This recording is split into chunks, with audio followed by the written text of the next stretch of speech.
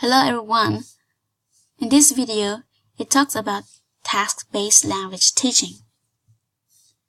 So let's get to understand the task-based language teaching, which is also called TBLT.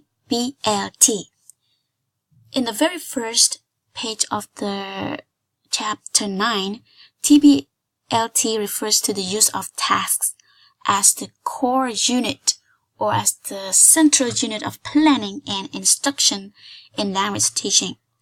It involves the real communication, meaningful task or activity, or the duty, and the meaningful language. TBLT is an approach rather than a method. It links together with the other approaches and methods. It combines the using of those methods together, such as content-based and communicative language teaching, because all of these they based on the communication, but focus on the speaking rather than on the form. So however, TBLT is contrast to audiolingualism, because in audiolingualism the teacher has the ability to control the language content, the content teaching, but here students are free of using language control. They can construct their own understanding. And let's get into the next one. What is a task actually? In your common sense, I think you're thinking about an activity or a goal that is carried out using language, such as finding a solution to a puzzle, reading a map and giving directions, and making a telephone call or writing a letter. So these are all what we call tasks. It is real actually. Writing a letter is real. Making a telephone call is real. It's like a duty for you to complete. So there are some other meanings that I have mentioned in the book, but here I picked this meaning because it is more easier for you to understand. And a task here is an activity where the target language is used by the learner for a communicative purpose or goal in order to achieve the outcome. For example, you use a language outside the classroom. When you are going to the market, you are talking like in Thai, right? In Thai, like Thao Lai Ka, like that. So you are repeating or you are following what others Thai people are using as well. So this is a real task activity. So the book says there are two types of tasks. So one is real world task and the other one is pedagogical task. So in real world tasks, as you know already, it's about something that is real. So for example, like you're planning for a party, that is a real task, right? And for pedagogical task is not a real task that we can use in the real world, but somehow it is similar or it relates to that. For example, in the inside the classroom, the teachers may use jigsaw or information gap problem solving. Teachers put these activities so that children can understand later when they are going to use in the future outside world. So how does it work? How does the task work actually? The sequence of TBLT. So here I point out the three sequences. One is pre-tast activity, task cycle, and last one is language focus. So pre-tast activity is like an introduction to a topic, like when you are explaining your topic or the task to the students to understand. And the task cycle is like a during task, during a task, in other words, is when students are planning, are doing their task together as a group. So it involves task, planning, and report. And the last one is language focus, or another word called post-task. So after the task, this is when the children are being able to analyze their work. The teachers gives them the feedback. And here are some more examples during the pre-task activity. For example, the teachers presents what will be expected students in the task phase. For beginners, the teacher might need to present some needed vocabulary because some students their vocabulary are low.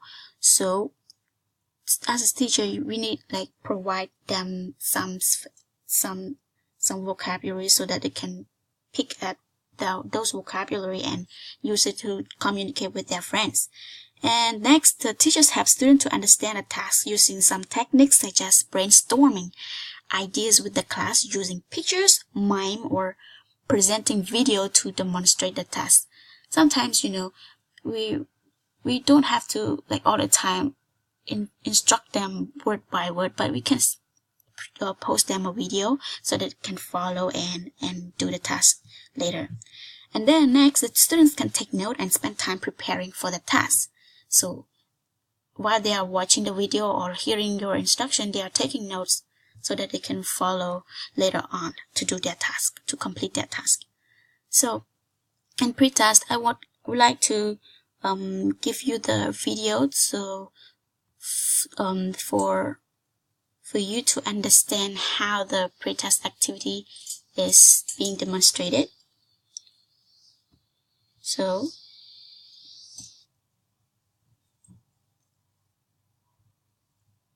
here it is, the video. To do this, you need to give very clear directions. I commonly give each group one piece of paper with a step-by-step handout or a checklist for them to follow. First, I want everyone to get into groups of 3. All right, first get into your groups. You're going to follow the handout. And then after, give us maybe 10-15 minutes. Okay, you're going to present your party idea to the class. Are you guys excited? All right, it's going to be fun. Let's get started. So it is like getting your student to understand the task by brainstorming the ideas from the students or using the pictures. So next, let's go to the task cycle. Task cycle is during tasks, like what children are doing in this stage. So it involves task planning and report. So here it says the teacher sets up the task and step back, like let them doing their task here in this stage. And next, the students complete the task in pairs or groups. Normally, they are in this approach, the students work together collaboratively in pairs or in group. Then the teacher's roles here is that he or she works as an observer, a counselor, or facilitator, monitor the task. So while the students are doing the task, doing their activity, the teachers are observing, counseling them. If they need help, the teacher is willing to help, like that. And in the next one, students then report back to the other pairs, groups, or the whole class orally or read a written report. So after they finish their task, they begin to report, they share their ideas, and then while they're listening, the other students are to take note and compare each other's work. So the last one is language focus. Language focus is the post-task after the task. So here it focuses on analysis and practice more. So here the teacher selects the language areas to practice based on the needs of the students and on what the students have read or discussed. For example, find words or phrases related to the title of the topic or the text. So here after the task, the teachers are to evaluate, are to giving them the feedback so that the children might learn from the mistakes or they can improve more in the future by speaking, by communicating and interacting. So, last but not least, I will give you the other video that associates the task-based learning teaching. It is an activity actually that involved inside the classroom. So in this video, it is the real world task that students can use in the real world.